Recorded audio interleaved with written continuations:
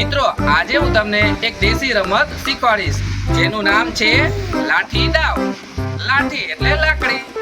આ રમતમાં એક વર્તુળ દોરવામાં આવે છે અને વર્તુળની અંદર બે બાળકો આવશે અને લાઠીથી એકબીજાને વર્તુળની બહાર ખસેડવાનો પ્રયત્ન કરશે.